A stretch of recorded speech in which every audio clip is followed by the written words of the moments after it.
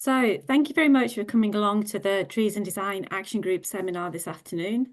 The seminar is titled When is Tree Protection Not Tree Protection?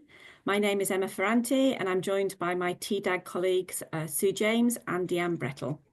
So just a couple of notes about TDAG. We are a network and a forum that brings people and organisations together to support the role of urban trees through better collaboration in the planning, design, construction, management and maintenance of our urban areas. Evidence-based information is really important to us. So the presentations that we have today and your information and the knowledge exchange and cross-sector working that these seminars enable is what the charity values the most. So as an audience, we really encourage your questions and participation. So can I thank the partners who have partnered with us today? That is the Arboricultural Association, the Institute of Chartered Foresters and the Institute of Highways Engineers. And now, without further ado, I would like to hand over to my fellow Lancastrian, Tony Kirkham, MBE, author and former head of Arboretum Gardens and Horticultural Services at the Royal Botanic Gardens, Kew, and our TDAG patron. Over to you, Tony. Thank you, Emma, and thank you everyone for joining this this webinar, which I think the actual number of people that are joining emphasises the significance of the title. I retired from Kew just over 3 years ago, where I was head of the Arboretum Gardens and Horticultural Services, and we were in a conservation area. So we worked with the local council, the London Borough of Richmond upon Thames, with regards to any tree matters relating to tree preservation orders and trees in conservation areas. So the principal form of protection for trees is through tree preservation orders, which are made by the local authority, along with trees in conservation areas like Kew. But cash-strapped councils can agree to tree felling because of the greater threat of financial loss if they're sued, sorry. But whenever conflicts arise between trees and the built environment, it seems that all too often trees lose out, and by their loss, we all lose out, and even more so in the case of big trees and mature trees. There are questions to ask and alternative solutions to apply, but how do we balance costs against benefits? And I'm hoping that at the end of today, some of those questions will be answered by our speakers and through the audience that have joined this webinar. So thank you all again for joining. Our first presentation is by Jeremy Barrell, who needs very little introduction. However, Jeremy is in New Zealand at present and unable to join us. So he's done a pre-recorded session. It's about 15 minutes. So we'll watch this recording and then we'll see if we've time for any questions. I will invite quick-fire questions through the chat line. But there will be plenty of time at the end for us to ask all the speakers any questions that you would like to. So if we can start the presentation, that would be great. Emma.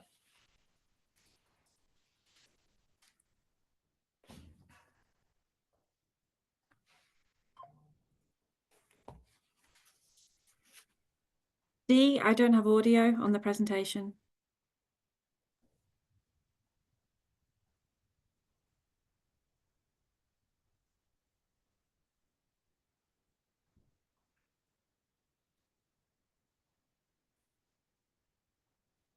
Thanks, everyone. Just bear with us a moment while we share the audio. Rest assured, it worked completely fine in practice.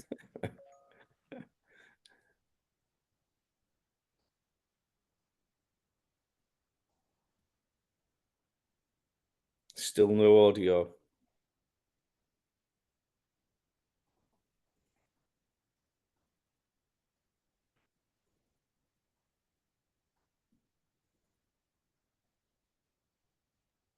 Sorry about this. It worked perfectly well earlier on. Bear with me a second. Don't worry, Dee. Sarah, do you want to be ready just in case we don't get it working in the next Mini. Yeah, it's a good idea. I was going to say, do you want me to go first? I don't mind. Shall we have one more try, Dee?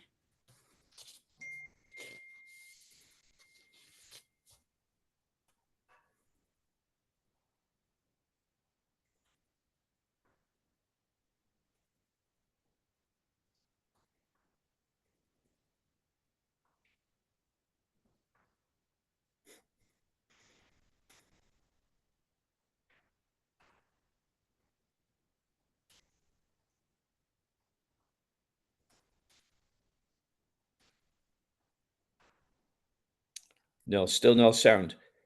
Can we come? Let's go to Sarah. Yeah. Okay. Well, apologies for Jeremy in New Zealand. We will come back to that. I'm sure, as Emma said, we did have sound earlier, so we will come back to that. But I'd like to welcome Sarah Dodd, founder and director of Tree Law, who will outline what the law says and how legal protections could be improved. Sarah, thank you for jumping in quickly to save the day, and over to you. Thanks very much. Are you able to hear me? Yes. Excellent, excellent. Hi, everybody. I will just, hang on, share my screen as well. I think. Are you able to see? Can someone give me a thumbs up to tell me you're able to see? Yes, all good. You can see my slide. Excellent. Hi, everybody. Thanks for coming along. So this is quite a topical question, because I always say that if I was to be asked which is the hottest topic for me to ever get asked about, it is tree preservation orders. So I would say they are by far the area that I get asked about the most. They are emotive, political, and complex. And interestingly, they're also an area where the law differs between England and Wales. I'm based in South Wales, so it's a little bit different in Wales. There's considerable uncertainty and disagreement about how the law applies, and in particular, how it applies in tree root subsidence cases. As a lawyer, I just want to give a quick disclaimer here and say that what I will say in this section are my own personal observations. They're made on a high-level basis, and what I am about to say today is not to be construed in any way as legal advice. I'm obviously happy to give legal advice, but because cases vary so much, that has to be on a case-by-case basis. So tree root subsidence, the scenario that I'm talking about here is one where we're dealing with a domestic property which has suffered from tree root subsidence, with the damage having been caused to it by a protected tree. So it's a TPO protected tree implicated as the primary cause of the damage. What happens there is the homeowner with the cracked house will notify their insurers of a claim, and the insurers will carry out investigations to determine the cause of the damage and to determine if the insurance cover is actually accepted for the event or not. Site investigations then go ahead, and that evidence will be gathered to show a causal link between the tree and the damage. As part of the arboricultural assessment, as part of those site investigations, the insurance company's ARBOs will carry out an assessment into whether any of the trees that they think are implicated might be protected by statutory protection, whether that's a TPO or a conservation area. Presuming that the evidence links the tree to the damage and there is a TPO in place, that evidence will be submitted to the planning authority with a request for consent to fell the tree to stop ongoing subsidence movement. Once the application is validated by the planning authority as having all the relevant evidence accompanying it, they've got 8 weeks then to issue a decision on whether to consent to fell or whether to refuse. No, anybody can make an application to fell a TPO protected tree. You don't have to be the tree owner, as I'm sure you know. So insurance companies can do it on behalf of their insured, who might be the tree owner, or indeed on behalf of a neighbour who may own the tree. The request is generally made to fell the tree with the technical evidence and support, and with a financial figure given for the likely cost of repair works to the property if the tree is felled versus the cost of the required substructure, so underground works, if the tree is not felled. The planning authority then have three options in response to the application, so consent, refuse, or consent with conditions. If the planning authority decide to retain the tree, which they can do for a whole host of reasons, they will then issue a notice of refusal, meaning that the tree cannot be felled and the more expensive repair works need to go ahead in conclusion of the insurance claim. This is where then a legal claim might start. So at that point, after the notice of refusal has been given, despite the LPA not being the tree owner, they then might face the risk of a claim for compensation against them for their decision to refuse the application. This compensation is payable pursuant to Section 202E of the Town and Country Planning Act and Section 24 of the 2012 regulations. The compensation is for the cost which has had to be incurred to repair the property in the absence of tree removal, i.e. the cost incurred as a direct result of the refusal. In terms of how much of the compensation claim is for, it's only for those costs incurred as a direct result of the refusal, so it will not include the cost spent in the investigation works, crack repair, redecoration, etc. All the money that was going to be spent, whether the tree stayed or whether the tree was removed.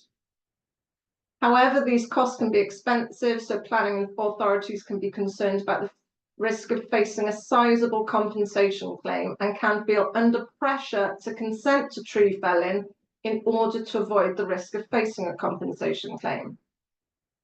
Whilst planning authorities might have insurance cover to provide them with an indemnity when they face a civil claim for damages where one of their own trees has caused subsidence damage, this is a different sort of claim. This isn't a claim for damages, this is the claim for compensation.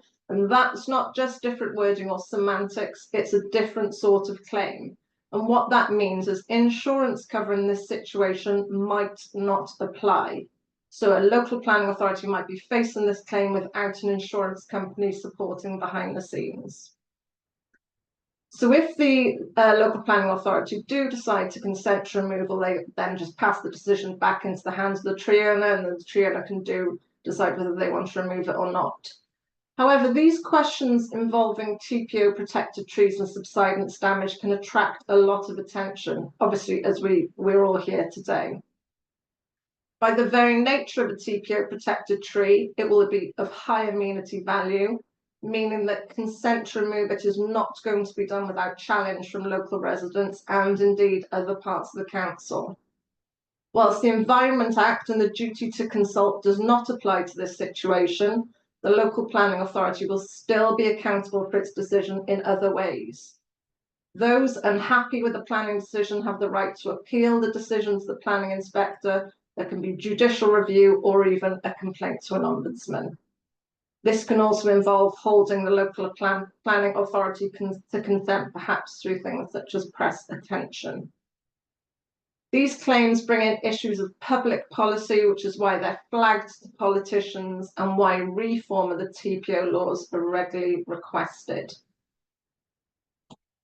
So I've noticed a lot of issues that really are reflective of the competing pressures of the parties, whether you've got the homeowners and the insurer on one side and the local planning authority on the other, with the tree stuck in the middle. So I thought I'd make an observation of the things that I've seen occur. So you might see the tree might be equally distant to other properties of similar age.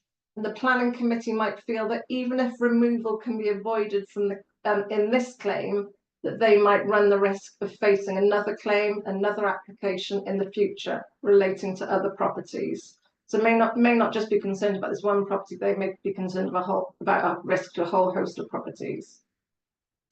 Caveat value might have been used as a calculation of the value of the tree, and its value might come out as equal to or lower than the worst case scenario for the cost of the repair works.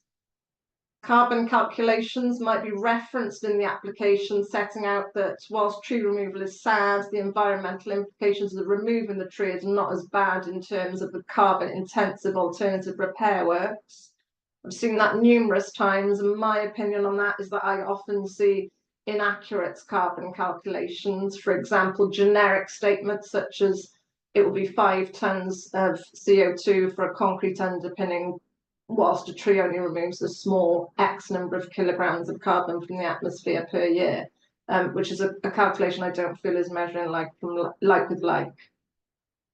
Local planning authorities can receive robust legal correspondence about the strength of the legal claim, and that the insurance company are definitely going to bring a claim, and that can leave the planning authority in no doubt that a legal claim will follow.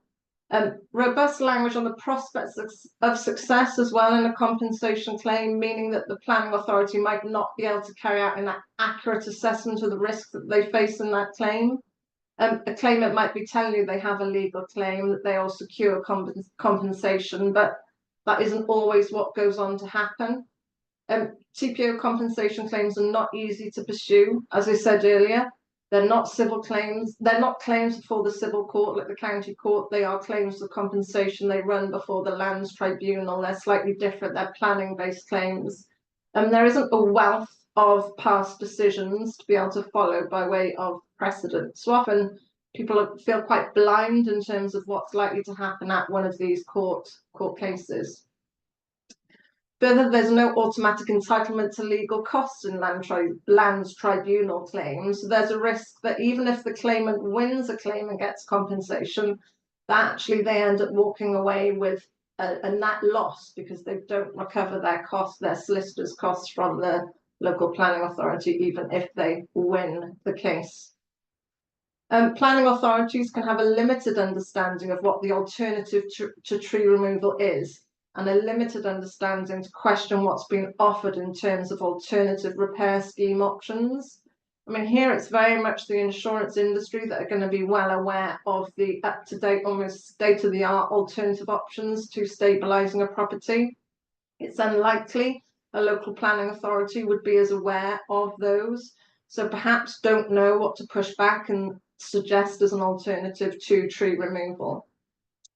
The local planning authority might not have direct communication with all concerned, which makes bringing everyone concerned to the table for a mediation discussion to explore alternative solutions difficult.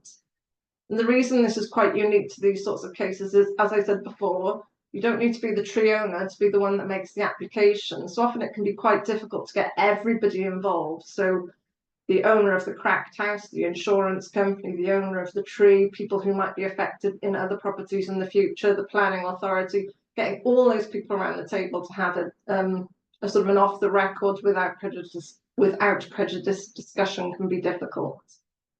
And then insurers also are very aware of their contractual and regulatory pressures. For example, the financial ombudsman has got guidance for their policyholders about how quickly they're entitled to an insurance claim being dealt with, and the fact that the ombudsman will say that their insured is entitled to a lasting repair. And as a result of that sort of lasting repair guidance, insurers will often push for tree removal rather than feeling comfortable enough to explore tree reduction and an ongoing commitment to tree reduction as a way to abate the nuisance. Curious thing about this, one last thing that I want to mention here is the nuisance exemption. So a curious thing about tree preservation orders is almost that the person that seems to have the most rights in relation to a tree can actually be the neighbour. So in this sort of situation, there are exemptions to the protection of the tree preservation order in the Town and Country Planning Act, one of which says that the local planning authority's consent is not required for cutting down or carrying out works to trees so far as may be necessary to prevent or abate a nuisance. Now, I could do a whole talk just on this particular section of the Town and Country Planning Act. This is an absolute whistle-stop tour. What I'm saying is this allows neighbours in law to take action to cut encroaching branches and roots, even of a protected tree, where they're found to be an actionable nuisance. i.e. where they're doing more than just purely encroaching. They have to be causing damage. But you almost might be wondering, why isn't this exemption being used more? Because we don't see it being used almost at all.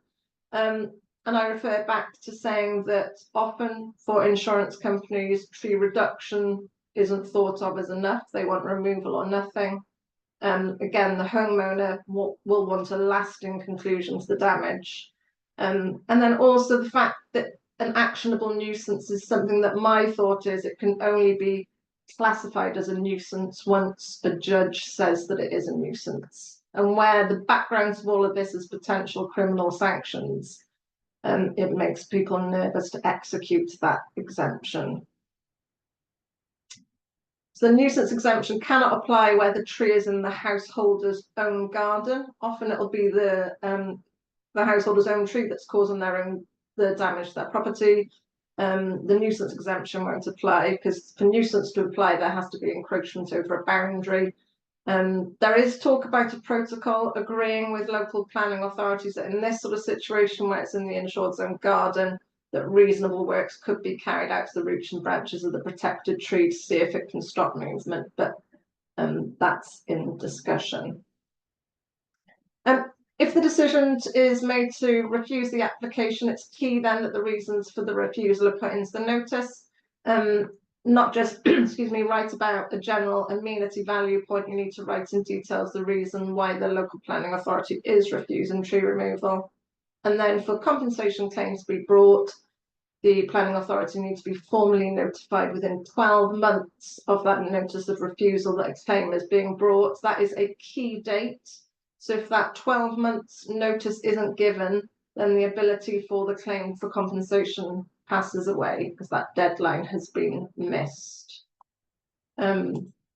Just go on quickly to finish off with a little bit about defective foundations. I hear a lot about, well, the tree was fine, the tree was there before the house, and the house was built too close to defective foundations. Often this sort of thing happens. Tree was fine, then you've got an addition on there, and actually the roots have encroached beneath a more modern addition. Again, I could talk for a significant amount of time on defective foundations. It's not a particularly easy topic to go into. There's a lot of law behind it, actually, but it's something that's certainly worth flagging up if there is a modern addition to a property such as this. I've probably run well out of my time, but thank you very much for listening. Thank you, Sarah. No, you're spot on, actually, almost to the second. So well done. That's great. It's you've actually there's a lot of chat going on in the chat room about this, and some really interesting. There are answers to chat as well. So there are a lot of questions and a lot of answers to chat that are coming through. And one of the questions was, is this chat gathered, and can we see this with the with the recordings? And the answer is yes. Sue and Emma and Deanne will try and collate this and put it together in some sort of semblance so that we can all see it. Interesting, from Scotland, not much tree root subsidence in Scotland because the clay soil's too gritty.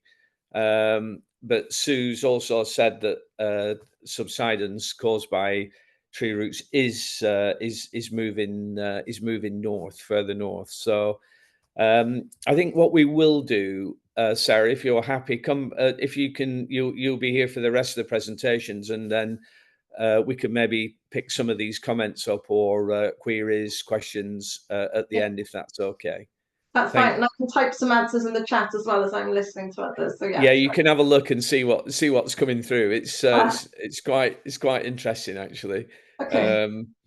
So Emma, how are we with Jeremy's presentation? Let's proceed to the next one. Deanne and I are doing some things behind the scenes. So let's move to the next presentation, Okay, then. and then we'll try and go back to Jeremy. Okay. Then. Thank you. Well, thank you, Sarah, again. Great presentation. I'd like to welcome now and hand over to Jim Smith, Urban Forestry Advisor for the Forest Commission, who's going to explain how tree protection works or not in practice. So, Jim, over to you. Thanks very much. I'm going to try and share my screen, Tony, now. So Yeah. Sarah, does Sarah need to stop sharing? I think she'd, yes, if she could do that, great. that would be helpful. Yeah, you're on now, Jim.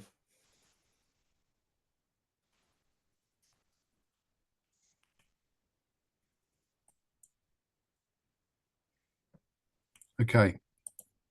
Can you see that? Does that come up?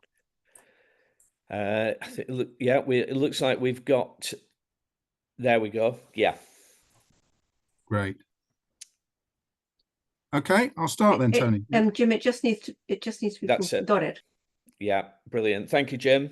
Okay, right. Well, good afternoon, everyone. I'm Jim Smith from the Forestry Commission, Forestry Commission's National Urban Forestry Advisor. And as Tony said, I'm just going to give you another whistle-stop tour on conservation areas and tree preservation orders. It's going to be very superficial how they work, and sometimes why they don't actually deliver what they're intended to do. That's really what I'm after about doing. So conservation areas really are, well, actually, I should, before I go into this, I should give a health warning. Some of you may know that there's been a government have been doing a review on the protections for ancient woodlands and ancient trees and veteran trees. That's just been concluded, but it's not been published yet. So I'm not going to be touching on ancient or veteran trees because that's not in the public domain. And also the work that the Tree Council have been doing on looking protections for important trees. All I'm talking today about is the implementation of conservation area protections very superficially and TPOs very superficially, and then put some potential solutions to that. And Sarah kindly has already touched on some of them. So the geographical conservation area in terms of geographical areas designated by local planning authorities, and it's there or created to protect special characteristics, so historic features, architecture, etc., but also trees. It's a catch-all. A conservation area catches all the trees within a particular area that are over 75 million diameter at 1.5 meters height from ground level. So I think they're really good at giving local authorities an early warning system of what's going on in terms of tree removal or the intentions of tree owners in those areas. So any prospective works to these trees, pruning, potential root damage, cutting branches, etc., all the trees removal must be notified, as Sarah mentioned earlier, to the local planning authorities 6 weeks in advance of the date that you're intending to do that. And if the LPA disagree with that notified work and want to prevent it, the only thing they can do, they are obliged to make a tree preservation order within the 6 weeks notification period, so that they can then control what happens to that tree using the legislation and the powers open to them. Tree preservation orders are a bit more complicated. And they came about at the time, similar time to, based on the old system of the old model of listed buildings that was adopted after the war. So they were a sort of like a, should we say, listed buildings light, but for trees. And they can protect a tree of any size and can be made to protect woodlands as well, which I'm sure you're aware of. And they also protect all the parts, similar to conservation areas, all the parts of the tree are protected: the crown, the branches, the main stem, and crucially, all of the root system, all the root plate, even if it's growing into neighbouring land. And that causes complications, as Sarah mentioned earlier. So, but the UK really, what I always tell people is the UK has one of the strongest tree protection legislations in the world. If you look at where other parts of the world where people seek to present, governments seek to protect trees, ours is pretty strong. However, as a legal instrument, they are, shall we say, surmountable if you know what you're doing. So any damage to a tree carried out without planning consent is a criminal offence. That's been mentioned by Sarah this morning.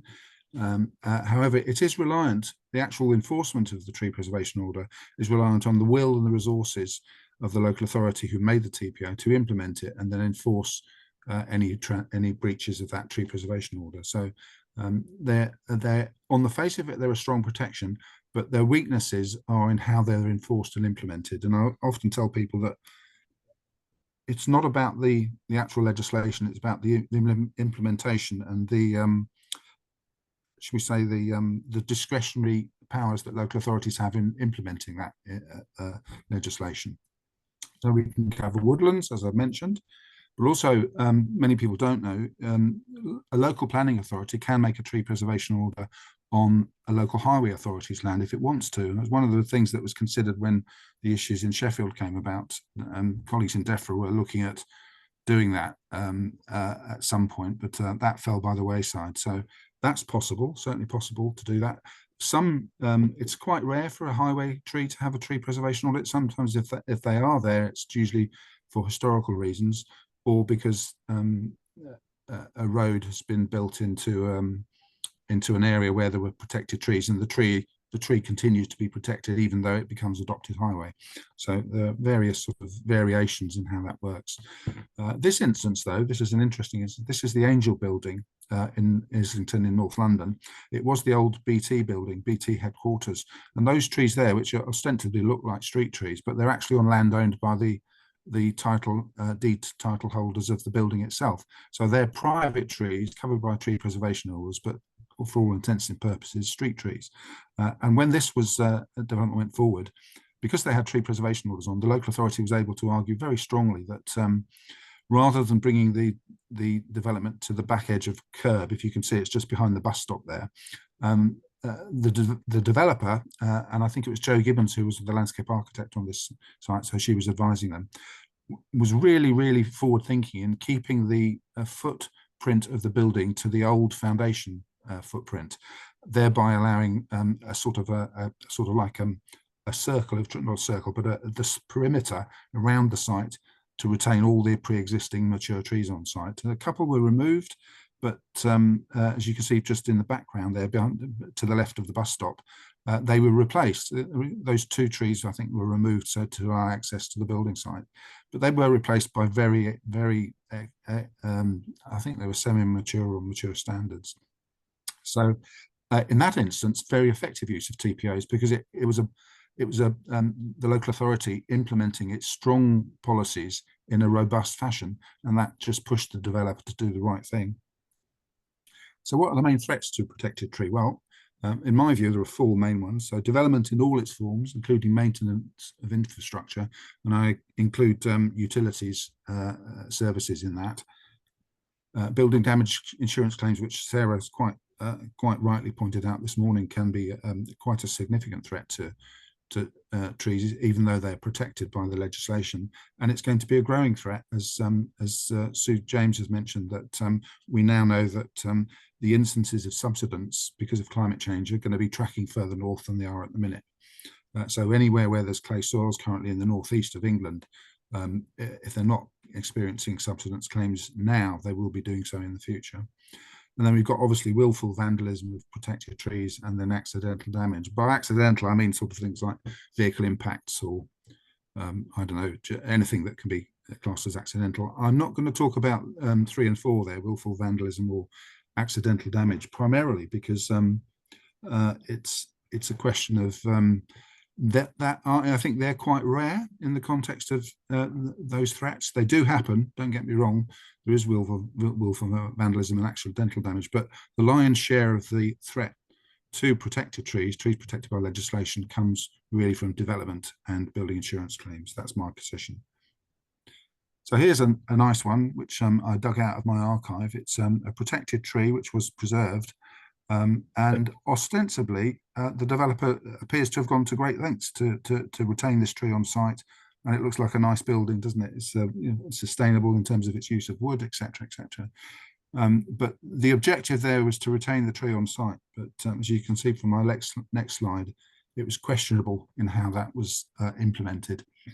Although it's got some Harris fencing around the trunk, totally inconsequential in terms of what was else going on around there. And that's a shocking example of what can go wrong if the conditions on a planning permission are not properly enforced and implemented by the construction people once the planning permission has been granted. In the context of development, I think local authorities, if they're wanting to protect trees, those trees with TPOs on them, they will need stronger policies which they then implement. And this can be through their local plans, currently through supplementary planning documents and guidance. But coming down the track, we've got the MPPF review, which is going on. Further down the road, if the government retain these and it's not I have no knowledge at the moment as whether or not this will be. Yesterday to give you a call. There is a question on whether or not national development management policies, there'll be a good way that local authorities can have robust protection of trees. But what we must all be working towards is the point where new build must accommodate the retention and planting of large species, large canopy trees in the future. So building damage insurance claims, the other biggest threat, factors that predicate against retention of TPO trees are removal of Article 5 certificates. So those of you who've been in the business for quite a long time will remember that it used to be possible for local authorities, if they had a preserved tree that they wanted to protect from a compensation claim, they could issue an Article 5 certificate, and that basically allowed them to sidestep that compensation claim. Now, the government decided, the government of the day decided to remove those, to rescind those, the potential for doing Article 5 certificates, because they felt that many local authorities were abusing that option, as it were, and just slapping these Article 5 certificates on any tree with a preservation order, rather than it being required for an extra specially important tree, if you follow me. So, and when they did that, the rights of compensation upon a refusal were amended. I think it was in the 1999 regulations. They did that first when that was done, and that was reconfirmed in the compensation clause in the Town and Country Planning Act regulations 2012, which do provide some comfort. So when they removed the potential for Article 5 certificates, local authorities did have the option of avoiding compensation if they could prove that the person who was making the claim either did something, or either failed to do something, or did something that mitigated takes reasonable steps to avert the loss or damage, or to mitigate its extent. And that could be interpreted as Sarah mentioned earlier, if a refusal is issued and they haven't provided the appropriate documentation, as it were, to prove that the tree was that. I would go further, and this is my personal view, it's not an FC view. I would go further. If an owner of a preserved tree that's caused damage to another person's property has neglected that tree, hasn't maintained it, and Sarah touched on what could be done to mitigate damage. If it's not been maintained, it's potential to argue that that lack of maintenance and lack of neglect wasn't mitigating a foreseeable damage, so they could actually avoid, a local authority could actually avoid compensation if they think about that carefully. This was brought home to me when myself and Andy Tipping from the London Tree Officers went to a meeting with insurers. I think it was in the beginning of this year, and it was clear that they'd cottoned on to that fact, and the insurers were aware that that could potentially be an area of weakness in their argument if the owner of the tree had actually been neglecting the management and maintenance of that tree. So that's something we're going to need to look at in the future, I think. So how can tree protection be made more effective? So we need stronger local policies. We need to identify trees for retention early on in the development process, protect them with tree preservation orders, and make this a red line for the local authority when negotiating with the developers at pre-application stage. And I believe that biodiversity net gain metric will assist with this. Although that's BNG is all about biodiversity, it predicates towards retention on trees, as the current NPPF suggests that retention should be the first option and removal secondary, as it were. So more robust application of that as a policy. And then stronger, if there are infringements or infractions of the legislation, stronger local enforcement. And then in the context of building damage claims, challenge unsubstantiated building damage claims much more robustly. And I recognise both Sarah and Tony in his introduction highlighted the fact that this comes at a cost for local authorities. So I think we have to think carefully, and local authorities have to think carefully about how they resource things. This is one of the few, tree protection is a duty. It's not a desirable, it's a statutory duty. And local authorities should be looking at, I think, not a Forestry Commission view, although I think that's in our sort of remit to protect trees going forward. But I think that local authorities should be reprioritising their budgets to have if they don't have insurance, many local authorities now are self-insured for this type of thing. They should have a budget to actually undertake repairs to buildings where damage is caused by really important protected trees, because they're a community benefit. They're not just a benefit for individuals. But I think that's me done. Yes, so thank you very much for listening. I'll stop sharing now. Yeah. Thank you. Thank you, Jim. Again, you're spot on. So you've obviously been rehearsing. But a really informative presentation, a lot of information there. There are lots of questions and lots of comments actually about TPOs, which I think we'll probably come back to. And I know Sue is answering some of the questions as she can as these questions come up. But one that I've noticed here is one of the biggest issues with TPOs, tree preservation orders, is a lack of enforcement. And often the fine is less than the alternative solution that could be applied to overcome the issue. And the one that I just saw earlier is that stronger enforcement requires local planning authorities to have specialist arboricultural officers to deal with TPOs. The biggest problem, IMO. What was an IMO? In my opinion, that is. Okay. Oh God, I'm not with the terms. The biggest problem, in my opinion, is that TPOs are served on undeserving trees. Would you agree with that, Jim? Well, I'm going to throw a challenge out there. I would, when I was a TPO officer, I would preserve, if there was a development site and there was a tree on there that was an amenity, it provided an amenity, but it wasn't, you know, one of these top dollar trees that you would say, that's a really fantastic tree, I'm going to preserve that. If it was worthy of a preservation order, I would preserve it. Largely not so that the tree could be retained, but it then forced the developer, and where I worked, it was clay soils, universally clay soils. It would force the developer to put in foundations adequate to accommodate the presence of that tree, the mature growth of that tree, which then meant that if that tree was ever removed going forward, you could then plant another tree of equal stature next to it, because the foundations of the tree had already been, sorry, the foundations of the building had already been constructed to accommodate the presence of a tree of that scale. So I would probably be criticised for TPOing undeserving trees, not because the tree itself was, you know, a huge amenity, although it did. I had to make the argument that it was an amenity, but it secured future planting on that location. Because otherwise, if you put inadequate foundations in, or foundations adequate for, you know, where there are no trees present, you're never going to get any trees planted on a clay soil, are you? Yeah, that's true. Yeah. Good. Well, I think I think we can probably come back to some of these that, and I'm sure Sarah would be able to help with some of the answers. An interesting one here actually is it keeps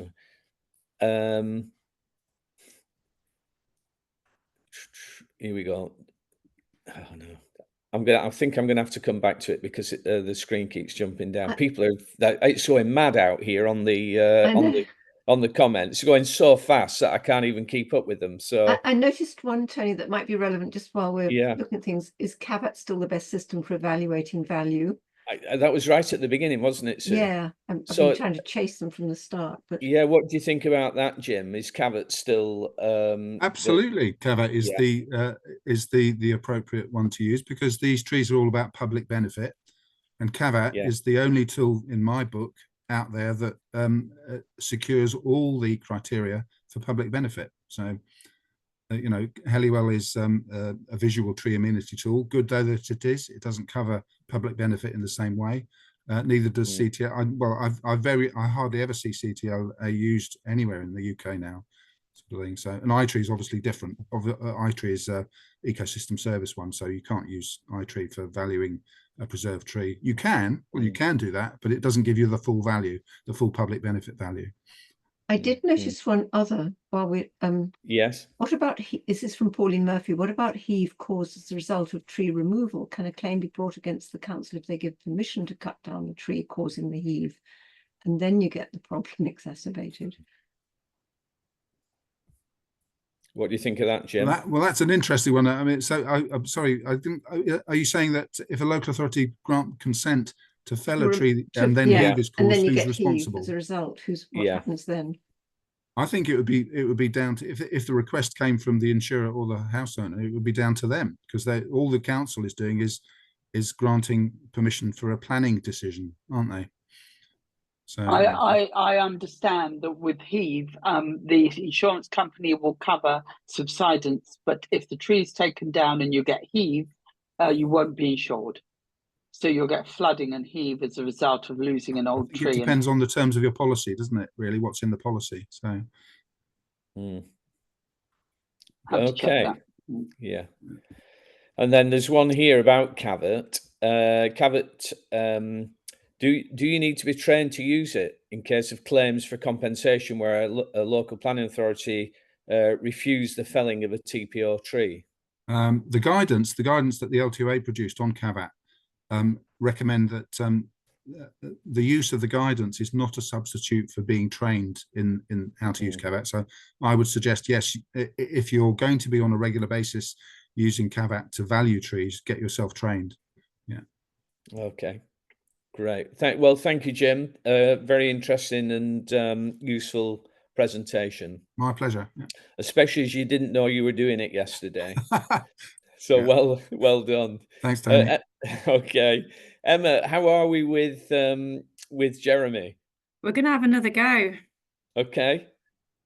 Can you see Jeremy on your screen? Yes. Right, I'm going to click play. Good afternoon, everybody. Thank you so much for taking the time to attend this very important webinar where we're going to discuss the potential adverse impacts on our urban canopy cover of the loss of high-value trees because of subsidence claims.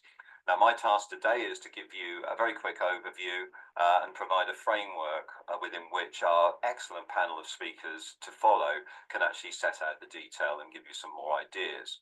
Now, I'm well placed to deal with this because I've dealt with many subsidence cases in the past, and I've appeared in the High Court 3 times in London. So I know this stuff inside out, which is good because it means that I can call out the so-called other professionals that are manipulating and presenting misinformation on some of these issues. I also need to say that I don't do this anymore, and so I don't have any paymasters that I have to answer to that I can upset if I say things they don't like. So that puts me in quite a good position. Now, I just want to share my screen now so that you can see the slides that I've got, and then I can start to progress through those. Now, the webinar is called When is Tree Protection Not Tree Protection?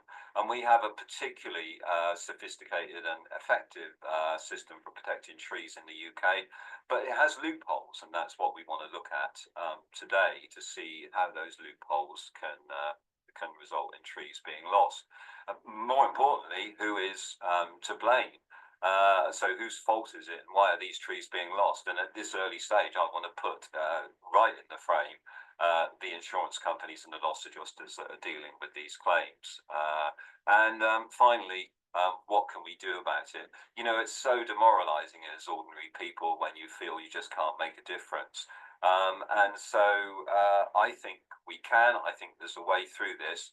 And hopefully by the time you've left this webinar, you'll have some clear ideas on how you can go away and put some ideas into practice.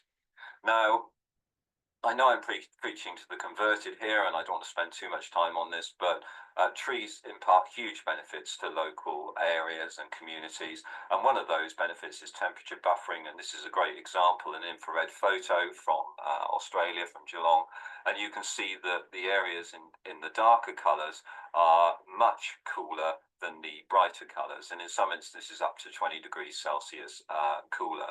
So trees impart huge benefits to local areas and communities, and there's many other benefits as well. that I'm not going to go through now. But what I have done is, what I've got to say to you is based on technical references, and I've listed those in a document that you can download from the website and will be put into the chat so that you can have access to it there. And also at the bottom of each page, you'll see there's a panel that has links where appropriate. Now, most of us will have been fairly concerned earlier this year when we saw the BBC report that for the first time a year-long temperature rise of 1.5 degrees has been reached. That doesn't mean to say it's going to be happening every year, but certainly what it means is that we need to have a rethink about managing trees. And whereas in the past the focus has been on planting new trees, now this means we can't wait 30 or 40 years for those trees to grow and start delivering benefits. We need the benefits from trees now, and so it means that we need to be looking after our existing trees much more effectively. And unfortunately, trees are being lost in urban areas for a whole range of reasons, and I know this, as many others of you will know, because I was part of the problem. As a contractor, we cleared this site nearly 40 years ago now, and it's now got houses on it. So development is a reason why trees are being lost. Also, we have scaremongers saying that, oh, well, if you know, these trees are big, they could be dangerous, we need to take them down, it's the only choice. Well, it isn't, but lots of trees are being lost because of that. And so another reason why we're losing trees. And then the landscape industries should be absolutely ashamed of their performance in terms of tree planting. And everywhere you go, you can see dead and dying trees because of their failure to plant trees as promised in planning conditions. And then also, you know, highway departments and councils are some of the most influential people out there, and yet they are quite often more interested in balancing their own books rather than looking after the local community. And quite often there's a default to take trees down and not replace them. So another area of tree loss. And all of us will have seen ash dieback and be aware that we have the emerald ash borer and also plain wilt disease sitting there on the continent, which are going to be other reasons why we're losing trees. And Sheffield is a great example of incompetent local politicians mismanaging their trees and resulting in substantial tree removals against the wishes of the local communities that they're supposedly supporting. And although that was 6 or 7 years ago now, we still see the same thing happening, with Plymouth being a good example of where trees are being removed against the wishes of local people. And finally, subsidence, where trees cause damage to buildings and we're being told the only option is to remove the trees. And this is an example of what the impact can be. On the left-hand side, we have a tree-lined street, and you can see how pleasant that looks. And on the right-hand side, we have a street depleted in trees because of removals due to concerns over the impact on properties. Now, if you want to know the detail of how this is happening, then there's a number of different books out there, but Giles Biddle's book is one of the best ones, which you can get from the link below there from the AA. But also, 13 years ago now, I produced a summary of how trees can affect structures for surveyors, and you can that has information that you can download as well. Now, in summary, we all know, I think, that clay has the property of altering its volume depending how much soil, as how much water there is in the soil, and as it shrinks, it can from climatic influences, then you can get cracking on the surface. And the problem is that vegetation means that water can be extracted from deeper down, and then when you have trees, that can go even deeper. So it means that we have shrinkage at depth, and if you have buildings that are founded on that soil, then there can be damage. Damage can arise, which is in the form of cracks and damage to the building. And the big problem seems to sit with the cost of remedy. And if we look at spectrum of costs, with the most expensive on the right hand side, at the beginning, and the cheapest option is felling the trees. Surprise, surprise, and that's the option that is advocated most vigorously by the insurance companies and the loss adjusters. There are other ways of dealing with it, and root barriers are one of them. Not always effective, but certainly a mechanism for not necessarily removing trees. And finally, the most expensive option, but the most permanent one, which means trees can be retained, is underpinning. It's the most expensive, so it's the one that's really rarely advocated from an insurance point of view. And the difficulty that we have is that there's gross greenwashing going on here. Greenwashing is the overstatement of green credentials to make it seem that you're more environmentally aware than, or conscious and friendly than you really are. And if you want to find out more about that, then the link below will take you to a webinar I did on greenwashing earlier this year for the AA. So just what's going on the ground, well, just a couple of case studies, and really quick to look through them. Both are in Fareham, in Hampshire, in southern England. And in this instance, we've got 6 trees here in this row of trees, and we've got damage to a property over here. And the owners of those trees are being told, you've got to take them down. Well, this is one of the owners, Dean Scopes, and he loves his trees. He's got 2 in the back garden. They make it very pleasant, is why he has the house there. And he's being told, if you don't take them down, we're going to sue you for any cost of damage that arises from it. In this instance, the company is called Direct Line Group, and the value of the trees, all 6 of them, is £750,000. So these are valuable trees, and yet they're being advocated for removal. Second case study, and there's going to be one of the following speakers is going to talk in more detail about this, but this one belongs to a government department, the Office for National Statistics, and we're not convinced that it's actually carried out due diligence in giving consent for that tree to be removed, which is protected by a tree preservation order. And there are other options, but they are not engaged in dealing with those. And here's what the tree looks like from outside. It's an oak tree, so hugely valuable from an ecological point of view, and also visual amenity. It contributes to local character quite significantly. The insurance company in this instance is Royal Sun Alliance, and the value of the tree is £160,000.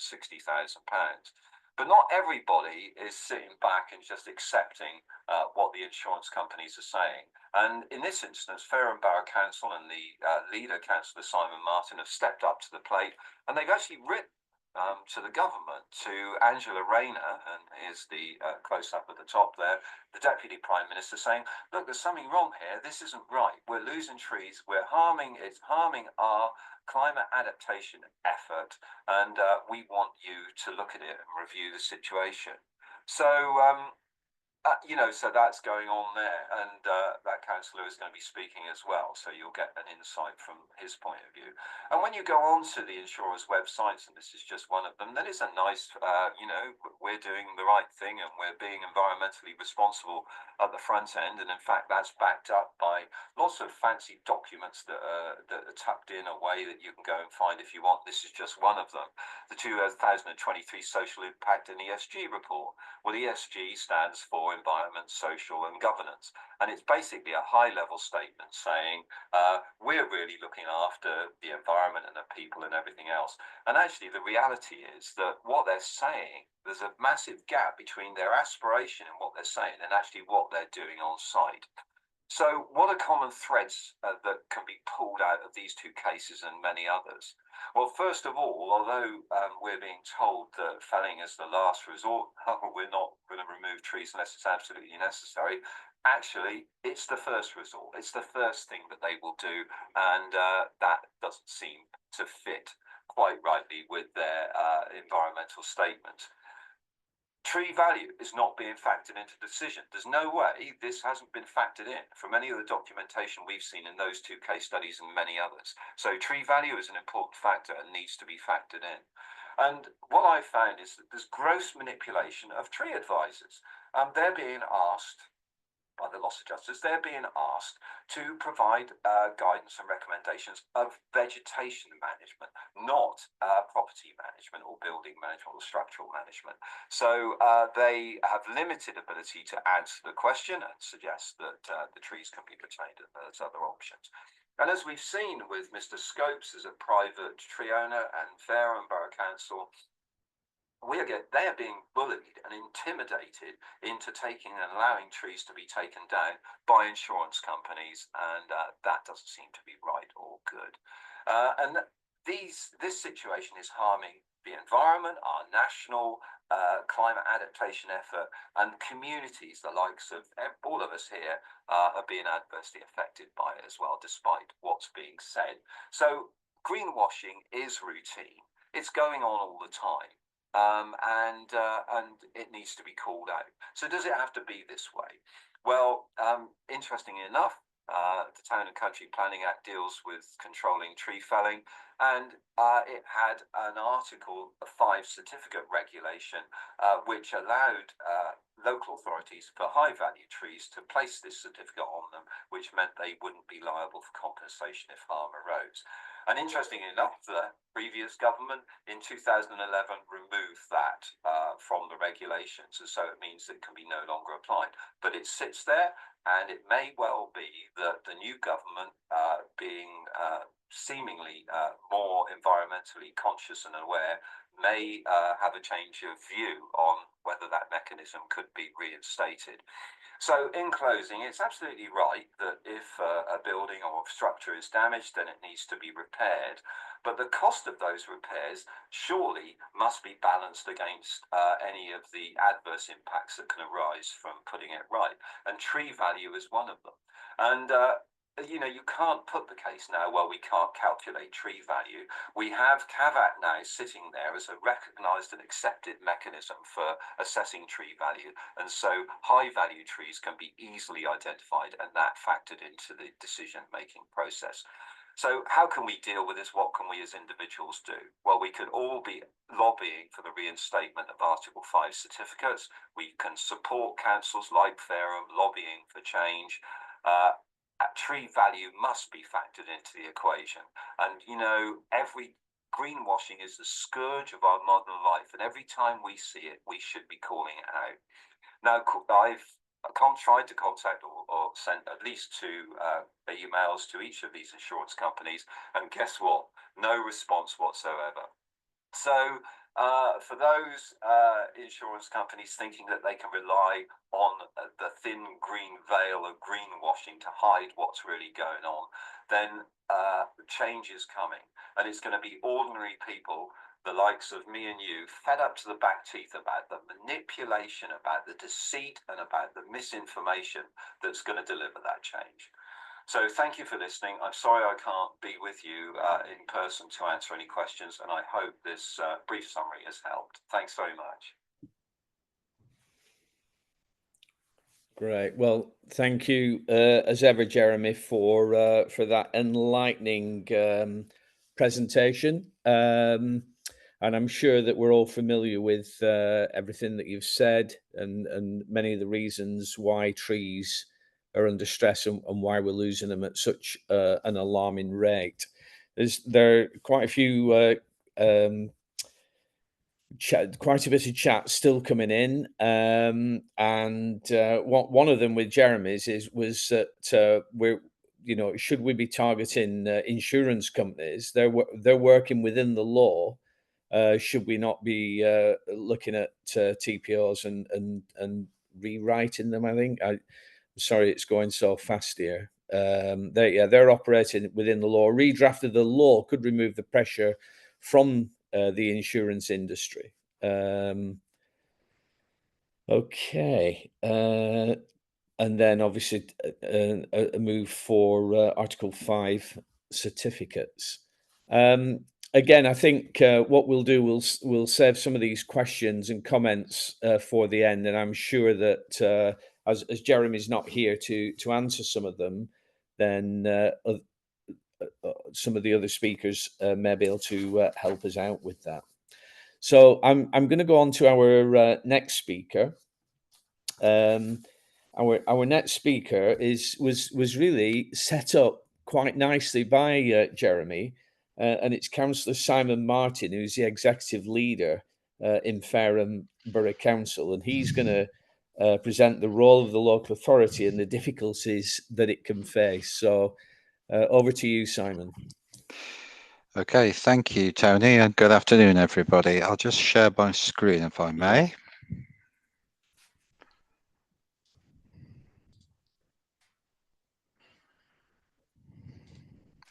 Let me know. Could you somebody shout and scream when they can see that? Nothing yet, Simon. How's that? Yeah, here it comes. Okay. Yeah, we've got you. Great.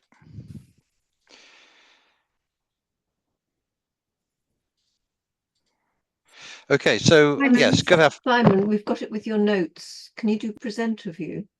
You need to change display settings at the top with the drop-down arrow. That's the one. Yeah, they weren't my notes, but it was anyway. Thank you for that.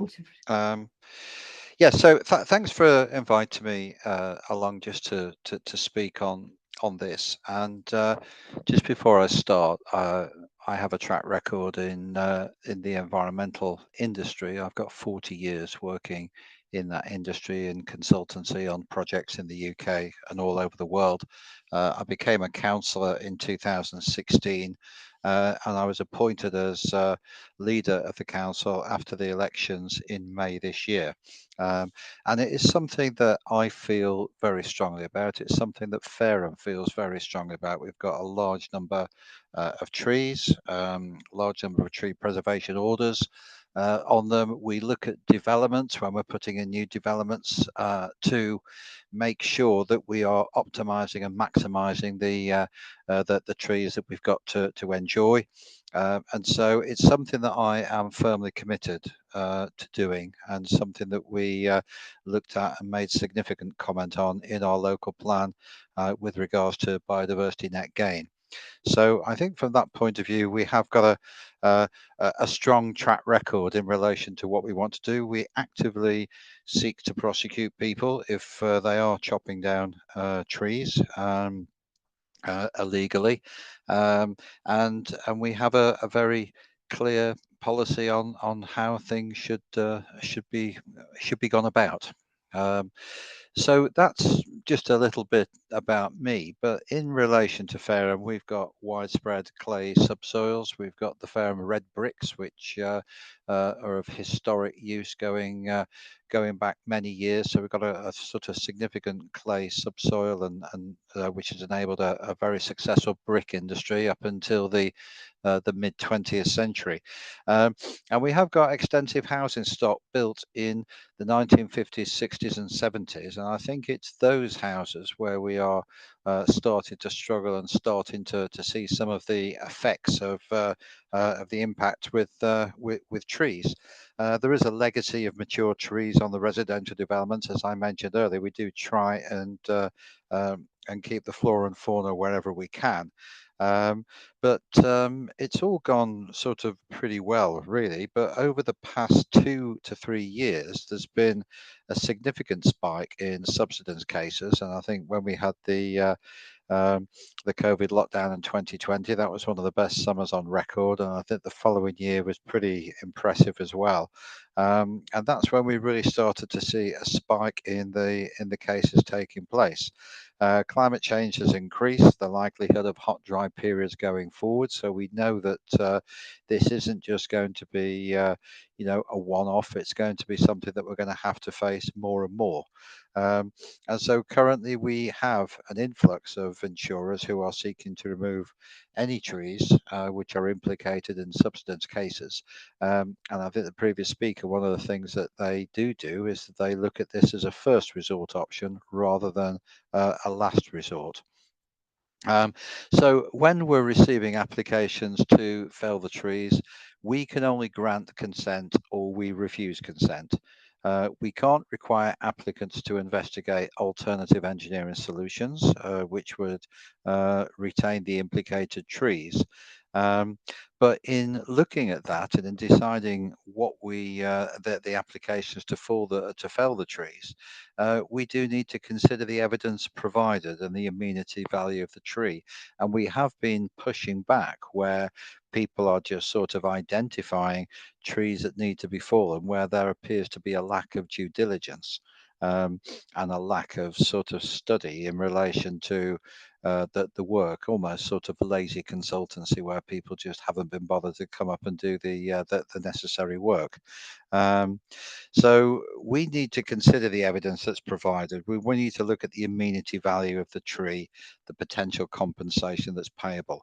And the compensation is important for us because we are a public body. We do raise tax, we do provide local services. So if we start losing significant money coming through in taking claims against us for damages by trees or anything else for that matter, then that sort of detracts money or takes money away from the frontline services that we provide. So it's one thing sort of acting bullish and being strong, and yet another thing, we have to have regard to our reason for existence and the services that we provide. So I think that is an important thing to look at. And so if the council, as I've said, refuses the application, then compensation can be claimed for loss or damage, and it can be quite significant, as has been mentioned before. And we've had situations where it's just caused by cracks in the property. We've had situations where the house itself has been fine, but the extension that was built wasn't particularly built on strong foundation, which has caused cracks in relation to that. And so there's quite a few other things that we look at in considering these claims. And it may well be that the damage that's been done has been caused by the lack of investment that was put in relation to the trees in the first place. And I think, as I've said, that some of the newer developments, we've got a new development which is about 10 or 15 years old called Cold East development, and that was around a sort of old NHS development full of mature trees. And so we spent an awful long time going through this process and identifying the trees that we wanted to keep and the trees that we felt were surplus to requirements. And then the houses were built in and around them. And so I think I'm fairly confident that probably the underpinning work that was done at that stage during that development is probably stand them in good stead for the years going forward. Whereas back in the 50s, 60s, and 70s, possibly the foundations that were being built there weren't as great as they could have been. This is just sort of examples of where we've had tree problems. This is where you can see sort of mature houses, established houses, and then the mature trees that are sort of adjacent to it. And so we need to make sure that we are able to try and protect these trees where possible. And we can't do anything in relation to these houses now, which have been built, over a long period of time. But as I say, the newer developments which we're putting in place now, and there's a new garden village called Wellbeing, which is being built in Fareham at this moment in time. And there are significant trees which are being put in there, and the foundations are being built to take into account the garden village approach to that development. So just looking at what needs to change, I think sustainability and environmental matters are a priority, and tree removal should be seen as the last resort. We need to look at the combined benefits of trees. And we need to look at alternative feasible options for managing the structural damage other than felling trees. And we've had a couple of insurance companies now where planning applications have been made for the trees to be felled, and we've pushed back on those, and we've said to them that we're not convinced that you've done enough work, therefore please go back and let's engage in dialogue to see how we can move things forward. There's been a letter through from I think the Association of Insurers, confirming the position that the last resort approach to felling trees is always the one that they take. And we've been able to push back on that and say, well, in this situation, that definitely isn't the case. And so we are entering into dialogue with a number of insurers now, rather than just sort of looking at it, studying the documents, and then putting that to committee and making a decision to go for or go against. So we're not prepared to be pushed over, rolled over, and have our tummies tickled, but equally we do have to have regard to the wider implications for Fareham.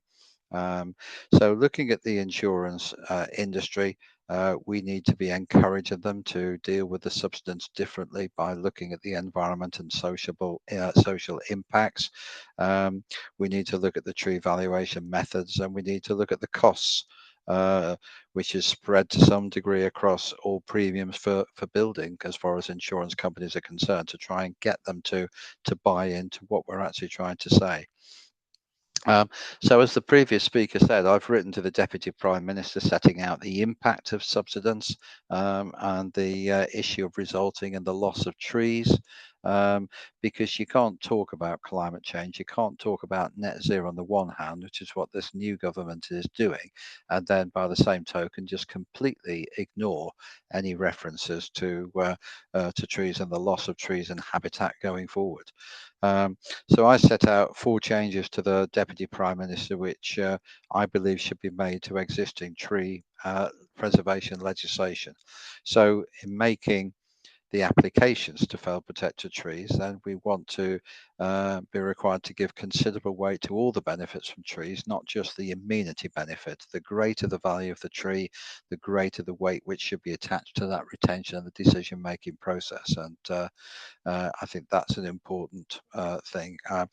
Just on an aside, there's a development from me where I live just down the road, which isn't in Fareham, it's in the neighbouring authority, and in access to the site development that they decided to start building on. The first thing they did was to remove 3 oak trees, which were about 300 years old, each of them, and there is no way in which those trees were impacting on the access to that area, but a decision was made to fell it. And all I can say is that would never ever have happened in the borough of Fareham. So that was the first point. The second one is opportunities for retaining protected trees must be explored, with felling being the last resort rather than the starting point, which I think is a case in point that's been made across a number of the presentations today. And then the applications to felling trees implicated in substance must be accompanied by a report. And that the felling of the tree is the only viable option. So we don't just want to say, you know, this is the only way in which we can do it, if there's other opportunities which can be explored. And so that was something that we needed to look at. The compensation provisions of the regulations would need to be far more limited than they are at present, because we have a very limited defence against compensation claims at this moment in time. So those are the 4 things that I've put in the letter.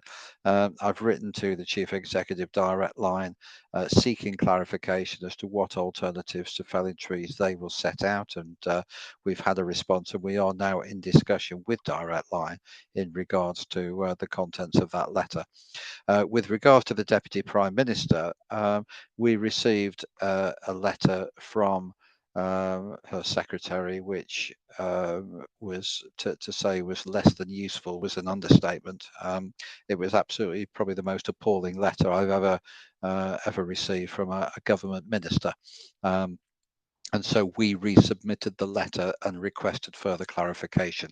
And as of this stage, a month after that letter went out, we're still waiting for a response. So that was probably all I wanted to say. We are in a difficult position as far as our local authority is concerned, but we are very much determined to try and deal with these issues and not just accept the loss of our trees, you know, on a 1-by-1 basis. We don't want death by 1,000 cuts at all. We just want to actually deal with this problem. So on that note, I think I'll finish. Thank you. Thank you, Simon. Gosh, we need a few more councillors like you, that's for sure. Just going through the comments, one of the comments near the end, how can we support Simon's approach to government? I suppose all right to Angela Rayner and bombard her with letters. I think that is possibly a significant step forward. That's what we do need to do. You look at the farmers yesterday down in London; they're not just going to accept what's going to happen to them. We need to talk through this. And as I've said before, the issue of climate change and net zero, Keir Starmer has mentioned many times about his commitment to it, but this is a fundamental part of it as well, because without the flora and fauna, and without the development of that, then it will mean nothing. And I think with the government's NPPF numbers that they're talking about, local authorities providing, we don't just want to see concrete all through the countryside. We need to have houses with a mix of countryside amenity, with trees, with open spaces and things like that. It has to be a mix across the board. Thank you, Simon. Sue, did you have your hand up, or? Well, I sort of do, because I can't ever find my yellow hand, but I think it could come at the end, because I think Laura will have some things to say about that too. But I'm just planting an idea that if we had a collective sort of approach to the Deputy Prime Minister, is that to be led by the Arb Association with the ice, some of these bodies actually say, come on, we're working hard to have trees and look after trees, and everything's being counterproductive to this. So who would be the leading kind of here's Jim, he's got his hand up with an answer. I'd just like to add to that conversation about writing letters. It's worth remembering that many of you will remember the High Hedges bill that was brought in under the antisocial behaviour legislation. And I remember talking to, she was then the Office of the Prime Minister, the head of the trees department in ODPM, Julie Richardson, and she told me that their post bag for that particular issue got into I think 7,000 letters they got about that. And that actually triggered a change in legislation. So I'm just reporting that as a fact. Thank you, Jim. Just out of interest, did Angela Renner's letter fall on your desk? No. You weren't the secretary that replied to it. So, yeah. Interesting. No, it was a politician's reply. It wasn't somebody. It wasn't anybody that knew what they were talking about. That's for sure. Yeah, we need an arboricultural revolt with the farmers. Yeah. Well, thank you very much, Simon. I know you're going to be with us to the end anyway. I'm sure there will be some more questions, but I think we'll go on to our next speaker, and that's Laura Ansell, who's just returned from New Zealand last night, I think. So she's probably not on our time frame yet, but anyway. Laura's going to speak to us for the wider community when threatened with tree loss. So Laura, over to you. That's great, thank you. I'm just going to start this. Can everyone see that okay and hear me all right? Perfect. Yep, Laura. perfect. Great. Well, good afternoon. My name's Laura Ansell and I live in Fareham in Hampshire. And I'm going to be talking a little bit about what it's like trying to protect a so-called protected oak tree in Fareham from a local resident's perspective. Myself, other local residents, 2 MPs, the mayor, councillors have all tried to protect this protected oak tree from being felled in a subsidence claim. Jeremy Barrell at the start sort of briefly mentioned the tree that we're trying to protect. And also, I think it's really important to mention at this stage as well that finding a solution for the homeowner is equally as important as the retention of the tree. There are 2 sides to every story, right? So this is the site. This is the Office for National Statistics in Fareham. And as you can see, sort of there's a row of trees along the top that comes down the left-hand side in a kind of inverted L shape. So these are the oak trees along here. And this is, a government organisation, the ONS. It's quite a sprawling site. There are a number of offices, quite a large car park as well. And these protected oak trees run along the boundary into the residential properties. It's important probably to mention as well that the oak trees stand on Crown land, and the Office for National Statistics actually lease this strip of land on where the oak trees stand to the neighbouring properties. And I thought I'd mention that because I picked up on something that Jim mentioned about how if the trees are neglected or the tree management isn't followed, I think he said something that there's a potential where, you know, you might not have to pay compensation if you can prove that they haven't been managed properly. It's just an interesting thought, because what the ONS did when they leased this land was they said to the neighbours, the homeowners, the residential homeowners, you maintain and you care for these trees. So they essentially washed their hands of them and gave them to the neighbours instead. So the trees are owned by the ONS, but they are in the residential gardens, if you like.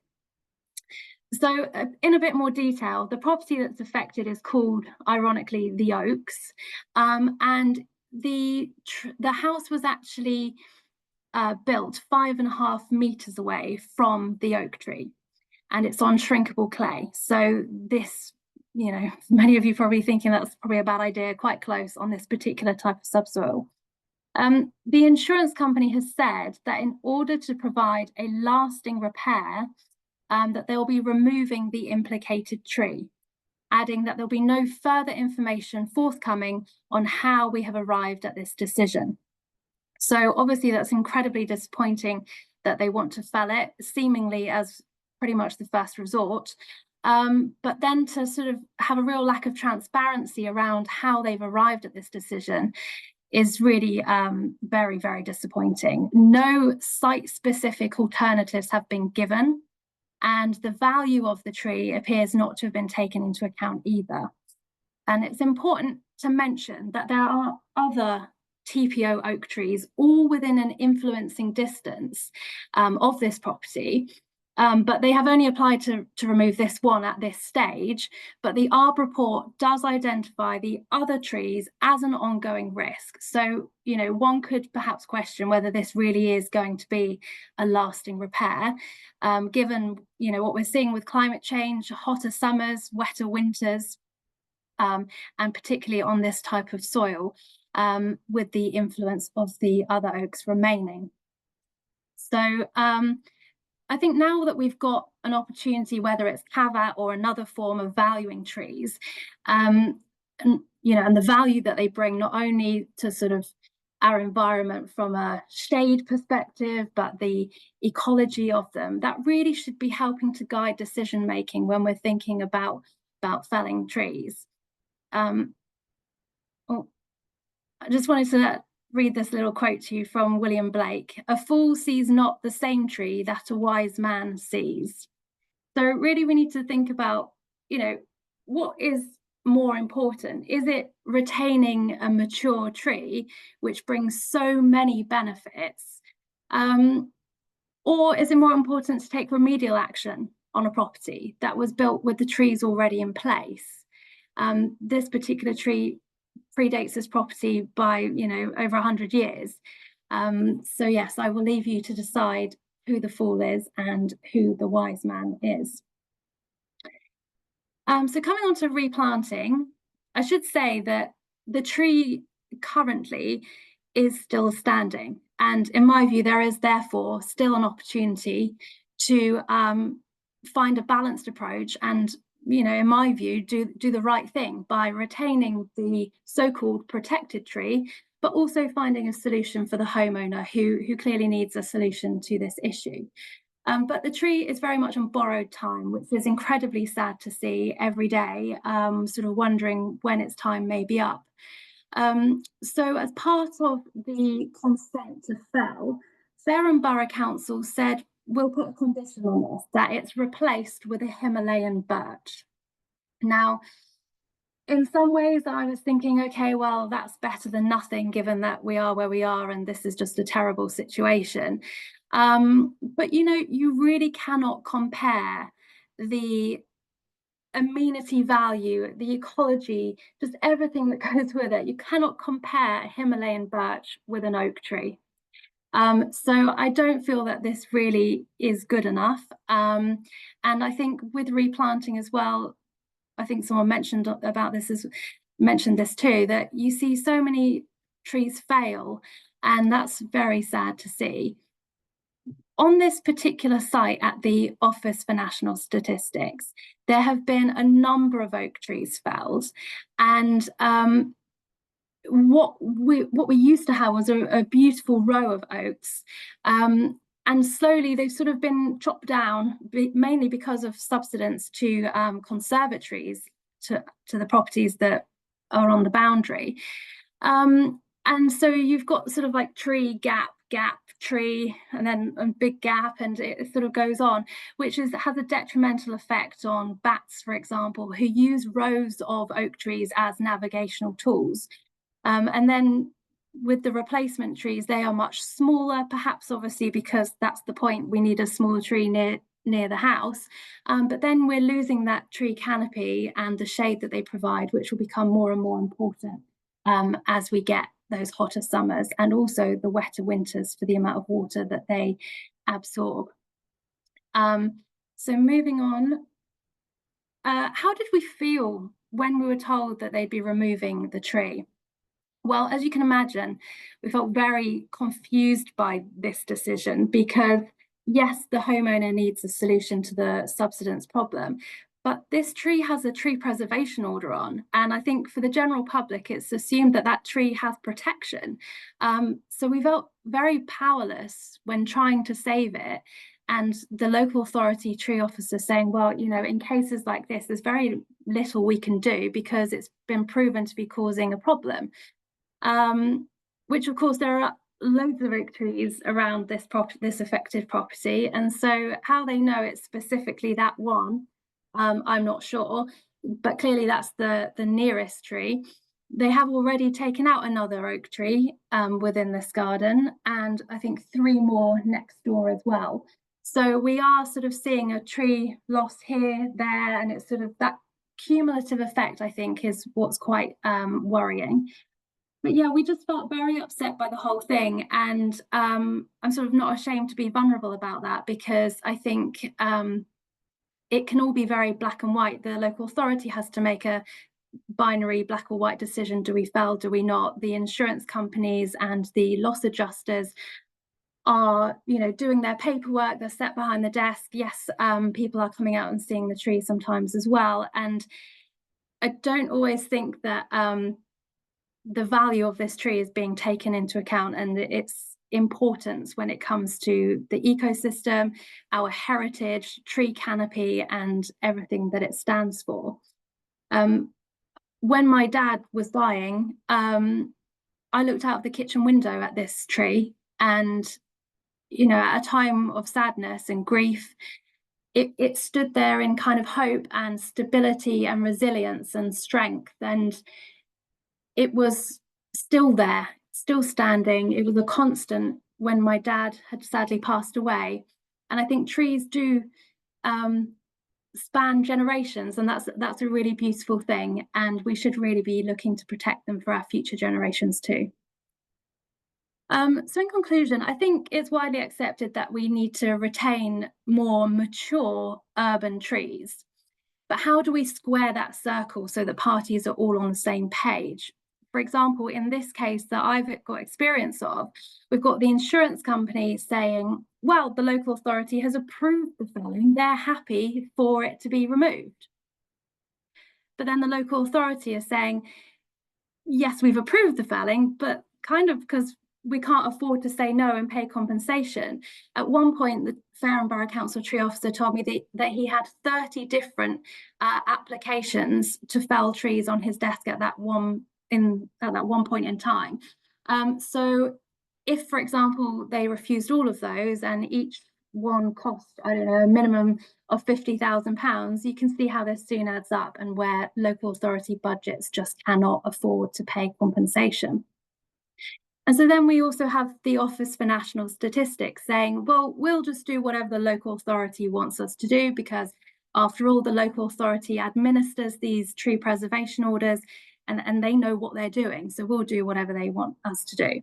So really, we've got this sort of vicious circle, if you like. And I think that is quite concerning, because people are to an extent making themselves feel better, a little pat on the back, well, we'll be replacing this tree with another one, a Himalayan birch. But I don't think that the bigger picture is being seen, because we have lost so many different trees along this row, and it will just be a matter of time before they come for the other remaining oak trees, which have already been identified as an ongoing risk.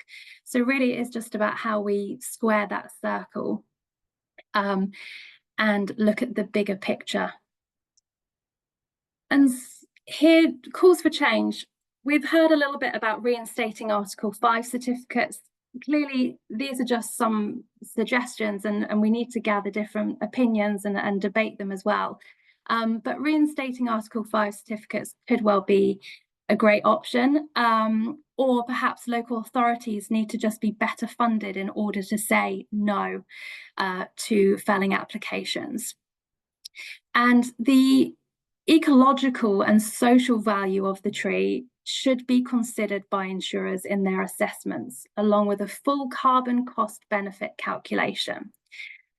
In the case with the ONS and RSA, there was a root barrier solution put forward, and I think they quoted about £55,000 for it. But everyone knew that this root barrier was not going to work because the tree is so close to the house, or rather the house is so close to the tree. And so I don't think there was a great deal of transparency around this this offering either, because they just sort of put it forward to say to the local authority, well, if you say no to our application to fell, we'll come to you for £55,000. But then you wouldn't even be able to get a root barrier in there anyway, because there wasn't enough space and the site just wasn't appropriate for it. So yeah, these are some of the things that I think perhaps we need to explore and think about ways of doing things differently in the future.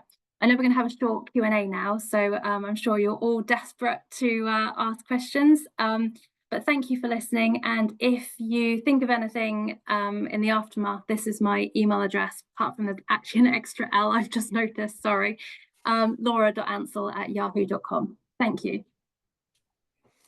Thank you very much, Laura, for that account of the oak in Fareham. I've got a note here. I've written down Angela Rayner. I hope no one ever sees this. And next to it, I've written passionate.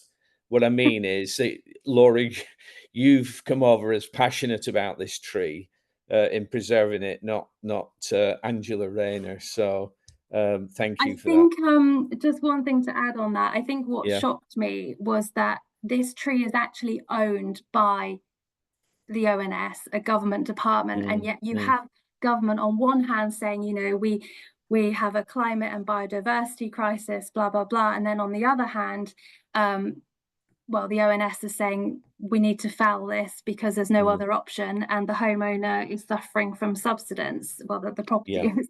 And so it's that left hand not really knowing what the right hand's doing from that level.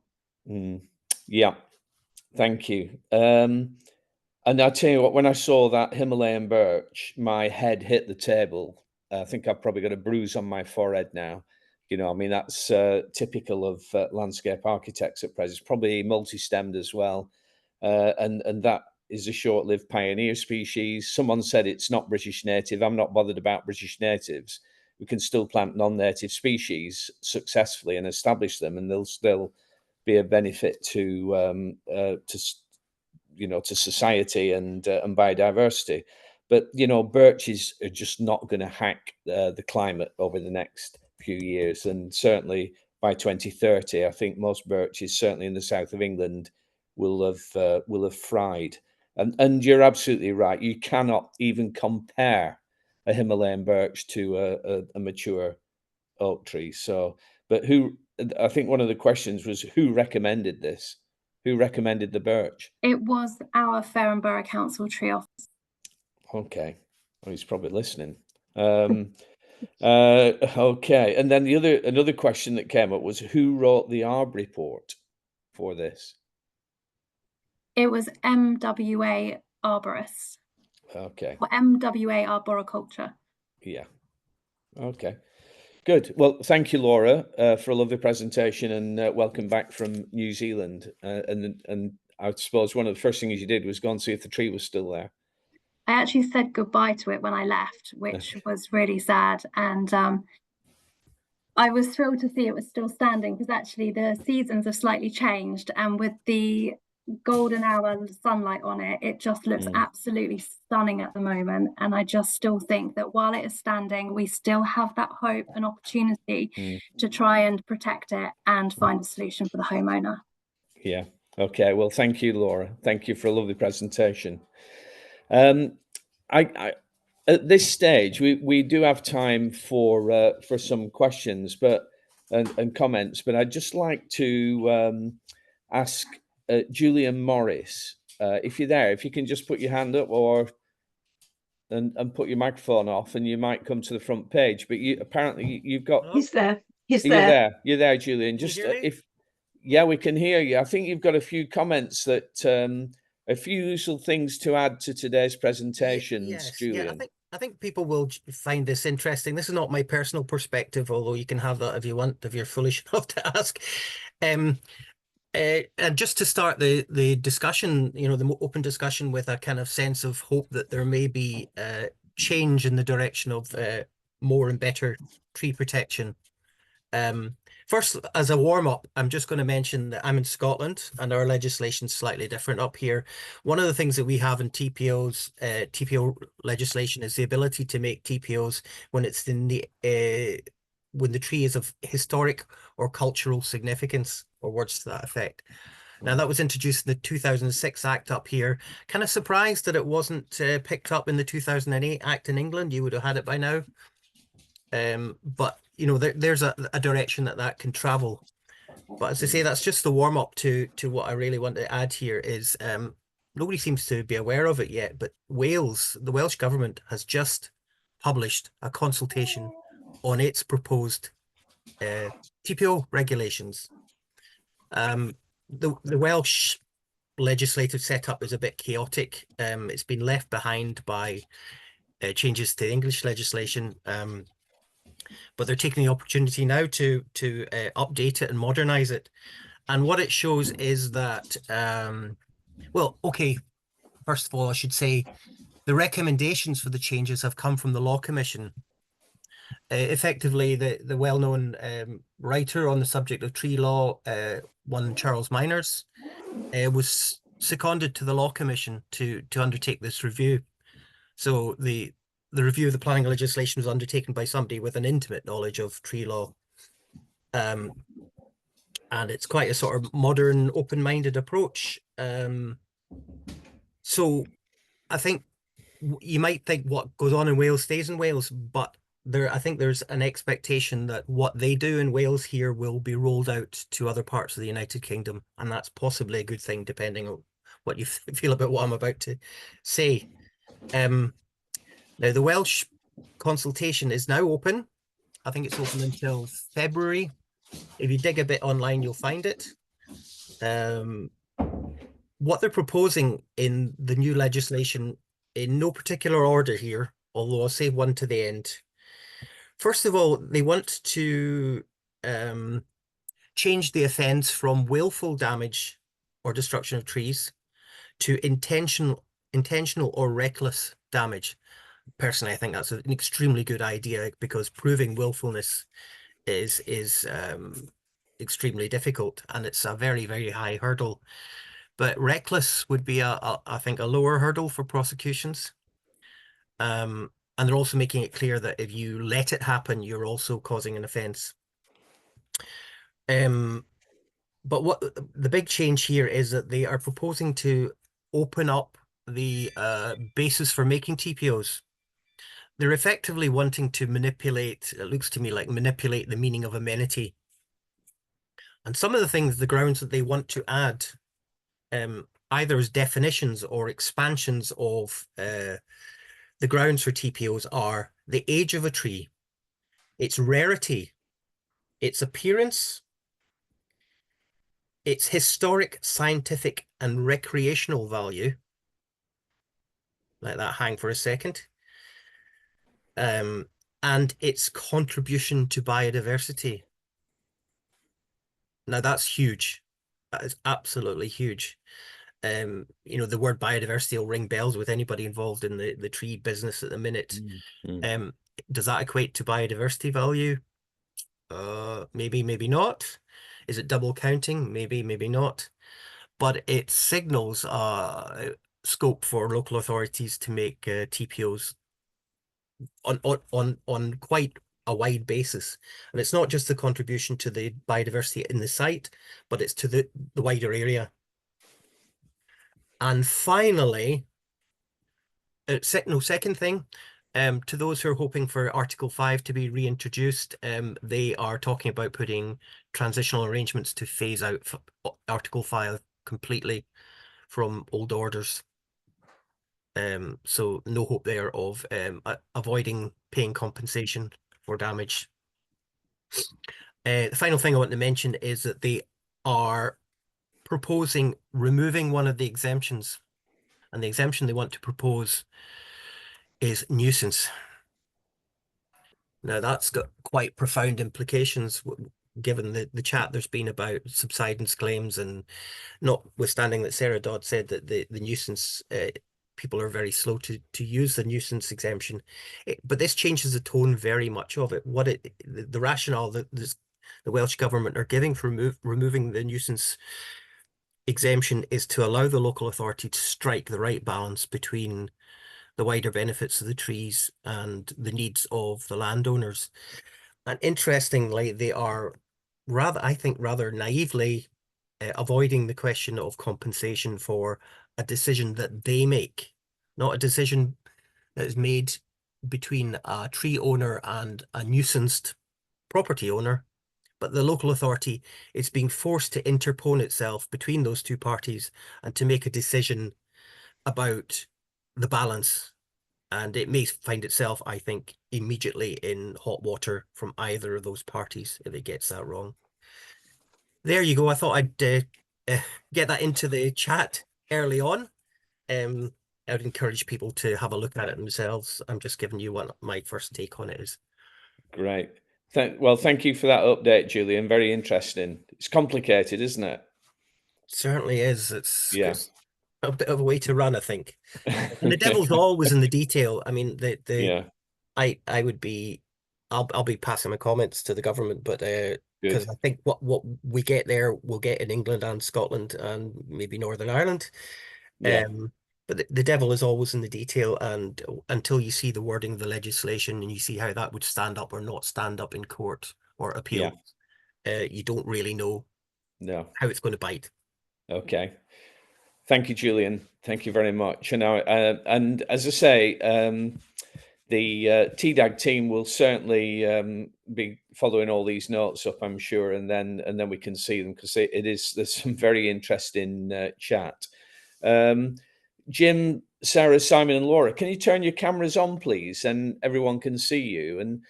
And then if anyone, we've got a few minutes, we've got 10 minutes. And if there are any questions that anyone would like to ask, you know, it may be a comment that you've put up on the chat line, or a burning question, then if you put your hand up, and Sue will direct us to it. Sue, is that your hand again? Two things. Jim's got a hand up, and I've got a hand up for Imogen. So perhaps Imogen make peace. Shall we just I'll do Imogen and then come to you, Jim. Okay. Imogen. Hello, Imogen. You might be muted. She might be making a cup of tea. Yeah. What she was asking for was statutory restrictions from the planning authority on our urban trees are often inadequate to protect them. Are there other means of protection a town council can use? Wow. She sent that in earlier. Yeah. Would anyone like to answer that? Legislative? Do you mean legislative protections, or? Well, I suppose she's talking about being a town council. She's a councillor in Lewes. And she's saying, what can they do if, you know, they need to kind of establish some kind of protection. Well, as I said, I think if I take that, if no one else wants to take it, as I said in my presentation, there are statutory documents, local plans, supplementary planning guidance at the moment, and there will be future similar documents coming down the track, as it were, that local authorities can publish as being the policy documents and the guidance documents that local authorities expect developers to take account of their material considerations in the planning jargon. So as well as putting a TPO on the trees, they can bolster those TPOs by actually having in their policies, as Farnham, as Simon Martin has done in their case, having very robust policies to protect those trees and make sure that developers know that they will have a fight on their hand if they want to remove them. So, and they're statutory documents, they're material considerations in the planning process. So there's that additional level of protection, as it were. Thank you, Jim. You had your hand up as well? Yeah, I was gonna say that I completely agree with what Julian Morris said. The writing is on the wall, and people may not know this, but those discussions about improving the criteria for making TPOs in England were discussed at the time that Charles Miners was doing his, internally Charles Miners was doing his review of the Welsh legislation, and I made some comment on that. I was supportive of what Charles was putting forward, and I think the devil will be in, as Julian said, the devil will be in the detail. So, yeah, thank you, Jim. Sue, can you see? I can't see any. I saw in Sarah Hanson, in 25 years, I've never seen it. It's a question of how valuable ARB reports are generally. And in 25 years, I've never seen an ARB report argue with the conclusion of the engineer's report, no matter how flawed the engineer's report might be. You know, how can arboriculturists come back? Because their job is, I would hope, to be putting the trees first, but how do they come back in those situations? Because quite often engineers' reports can be more supportive of pro-development or whatever. Does anybody, and it can be somebody on the call, we don't have to just have our speakers trying to answer. If anybody's got something to say, that'd be helpful. Would anyone like to? Dialga. Well, Dialga's there. Yeah, I have Hi, seen. Dialga. Hi, Tony. Hi, everybody. I've seen hundreds of times when ARB reports have contradicted directly the engineer's conclusions, and we have in many cases caused the engineers to change direction. So that's why I hit out earlier at Jeremy saying that our reports are always, we're being manipulated. No, we're not. People make it look like we're being manipulated. It doesn't happen that way. I have on many occasions myself directly contradicted engineers and had them change their approach. I'll end it there. Thank you, Dialga.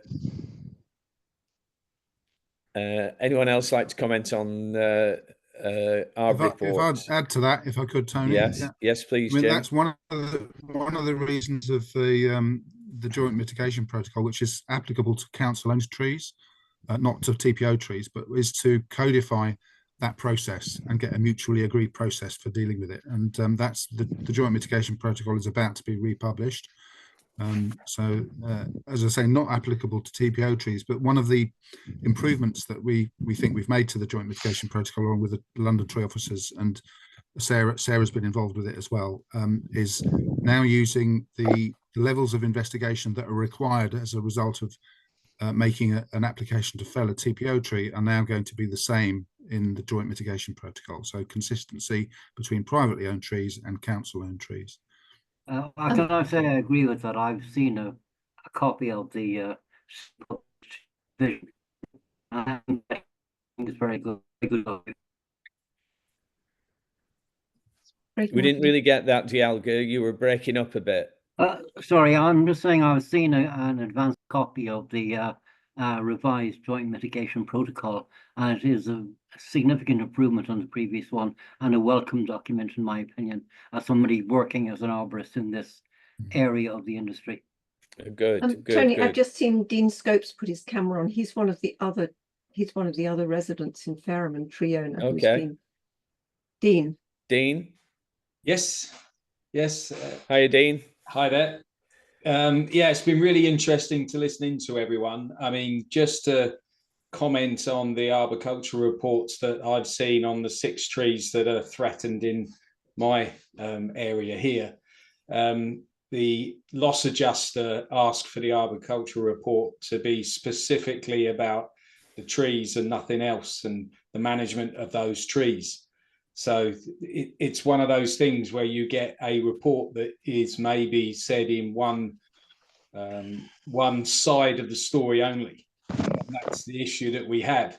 I think listening to Simon it's very interesting, because the council are put in a position where they are only given one side of the story in a certain way, and it's all about the cheaper option of felling the trees.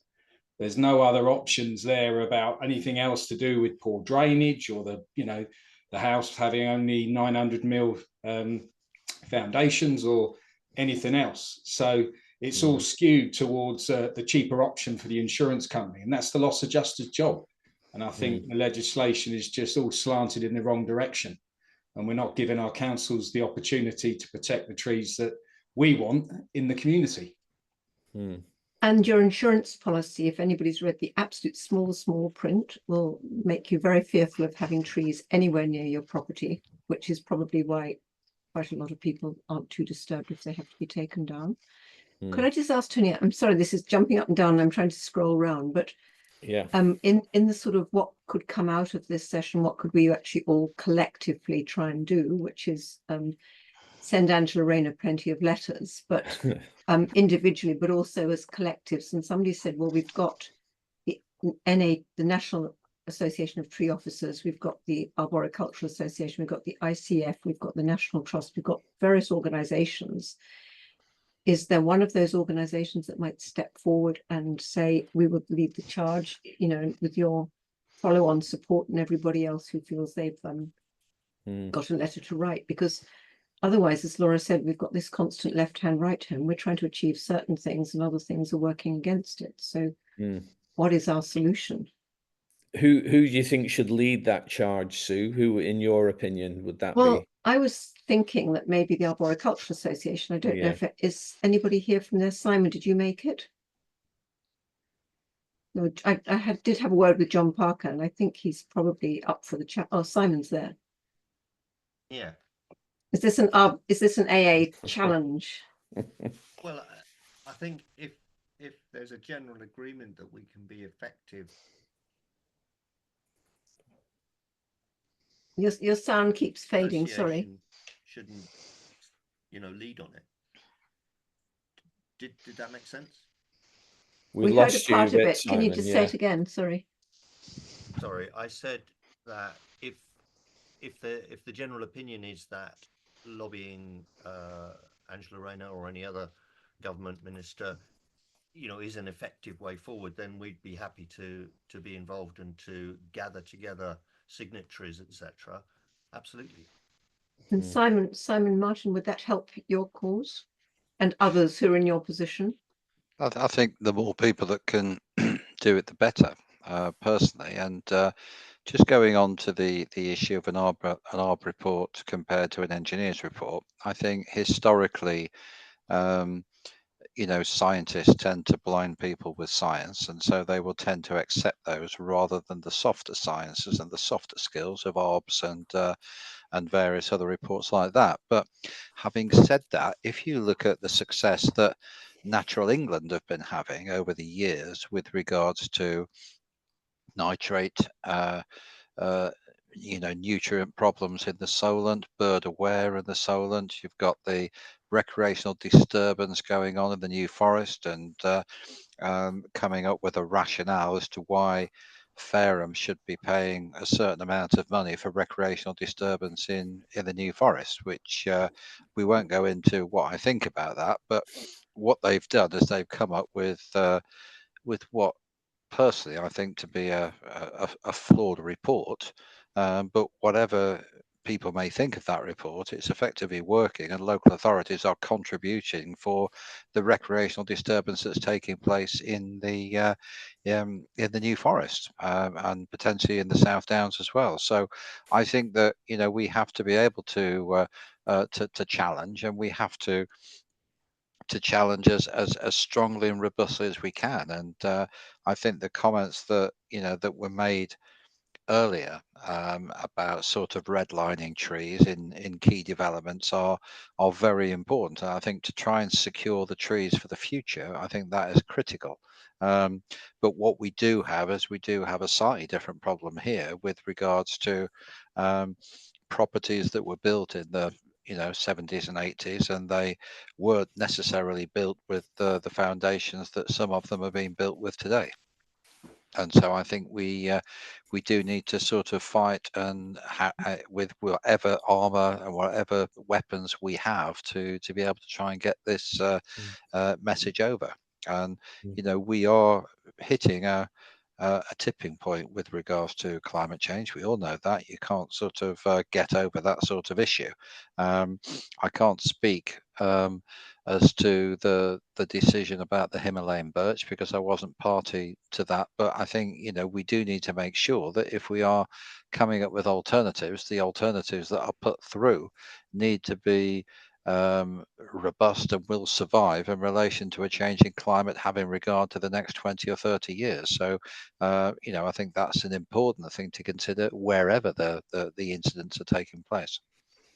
So Okay. I'm happy to make my own institute, the Royal Institute of British Architects, be supportive. Everybody on the call who belongs to a professional institute can pursue them. So if the Arb Association did take this lead, have we got a general show of hands to say, yes, we would actually all sign up to that and help us along? Well, I'd like to know what we're signing up to. Well, we don't know yet. We've got to Yeah, determine exactly. that. I mean, because some of the issues that have been discussed here today, particularly in relation to trees on development sites, there are regulations in place, right? There is a British standard in place for that. The Planning Act calls for things, and where it falls down, back again to the old nugget, enforcement. Planners do not enforce the protections that they agree to. Like the photograph that Jim showed of the tree with the terrace fencing wrapped around it.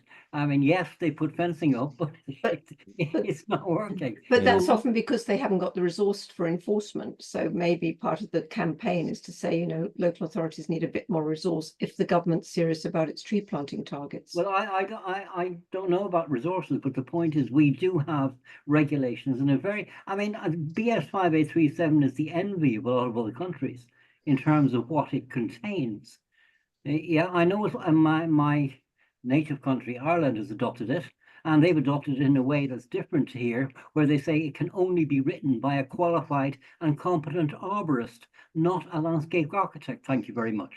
And it's being reviewed currently. Yep. Yeah. Okay, well, let's go away and think about this one, Sue. But I think if Simon I'm sure John Parker will have some interest in this as well. So sure, he let's will. see what. But yeah. Just to answer Delga's point, I think the underlying problem is definitely lack of resource. As you say, I don't think that the suggestion was that we should lobby at this stage, lobby to change the structure of legislation, but to ensure that there's enough resource to be able to enforce it. I think that's the key message. Yeah. Okay.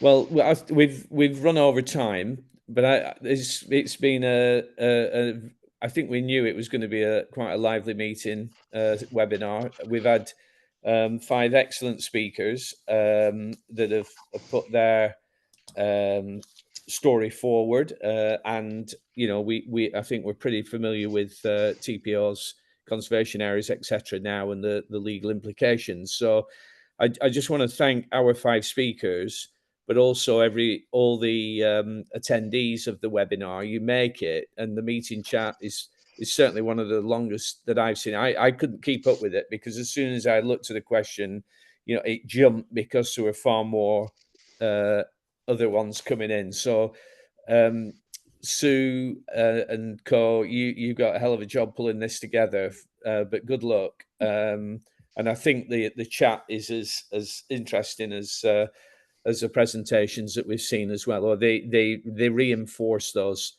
presentations with lots of interesting information. So thank you everyone for being involved. And I'm going to hand over to Sue or Emma for any TDAG updates. So just quickly to me, I've saved the chat. I'll do my best to make sense of it, and it'll go on the website. This is our last seminar for 2024. Emma, Dee and I are meeting to decide what to talk about in 2025. We've already had some suggestions. If anybody has a topic they'd really like to discuss, or a topic that we've discussed in this year or previous years that they feel needs further sort of examination, just email me. You can find my email address on the website, but it's pretty simple, sue.jamesriba@gmail.com. And we'll take all those into account and hopefully get a program for 2025 going as soon as possible. And finally, thank you very much to Tony. You are, of course, one of our favourite chairs because you always get everything happening on time. And hopefully you'll do some more next year. So thank you, everybody, for taking part. Thank you. Bye-bye. Thank you. Bye.